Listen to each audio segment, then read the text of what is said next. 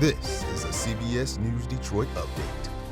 Good morning, I'm Sandra Ali. Here's a look at your top headlines on this Thursday morning. A third person has died following a shooting at a recording studio in Detroit. And this morning, police are asking for your help to try to find the shooter. It happened Tuesday near West McNichols. A man and woman were found dead at the scene. A third man ended up at the hospital where he later died. And as of this morning, no one's been arrested. Police right now are asking anyone with information to call Detroit police or call Crime Stoppers at 1-800-SPEAK-UP. We don't have the final numbers just yet because overseas and military ballots are still being counted, but we do know President-elect Donald Trump won here in Michigan, and as he heads back to the White House, he has this message. This is a statement from his campaign team, and it reads, after 4 years under Kamala Harris, people in Michigan are eager for President Trump to fix what Kamala Harris broke. Donald Trump and I were both elected by the people of Michigan. Tens of thousands of Michiganders voted for Donald Trump and Elissa Slotkin on the same ballot. And it is my responsibility to get things done for Michiganders, no matter who's in office, just as I did in President Trump's first term. And that was Senator-elect Elissa Slotkin promising to work for the people no matter who holds the Oval Office. Slotkin narrowly defeated Republican Mike Rogers, who conceded the election yesterday. And the balance of power in the Michigan legislature shifting following the election. Republicans projected to lead or win 58 of the 110 state house seats. The GOP only needed to gain 2 seats to obtain a majority. We talked to Republican state representatives who say they're excited to bring in a more conservative agenda. Democrats also say they hope to get measures passed before the transition of power takes place.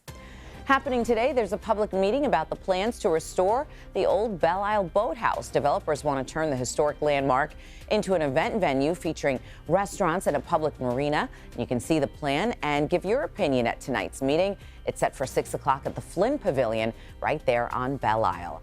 Now let's go ahead and get a check of your forecast with next weather meteorologist Troy Bridges. Troy, good morning. Good morning, Sandra. Today, a whole different day compared to yesterday's warm temperatures. We got all the way up to a high of 70 degrees yesterday. Today, more than 10 degrees cooler, going to a high of only 58. Keeping in mind the average for most of the area would be the low 50s, close to 52 degrees. We're still going a little bit above that average at 58 today, but we'll see tons of sunshine, so no rain chances in the forecast for the next several days. Notice temperatures will dip a little bit as we get into the late morning hours, and then we quickly warm back up to a high of 58 degrees around 4 p.m. For the evening plan, certainly a jacket in order.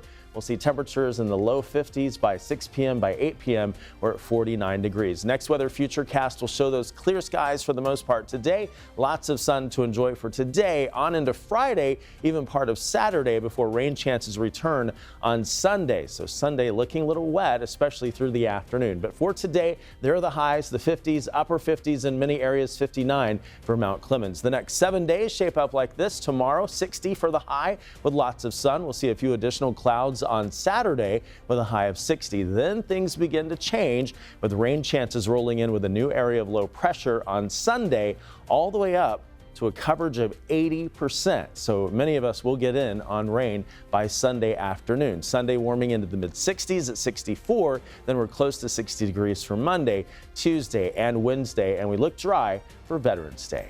Back to you, Sandra. Troy, thank you. That's a look at your headlines. We'll be back later today covering stories that matter to you on air and streaming on the CBS News app and Pluto TV. Have a great day.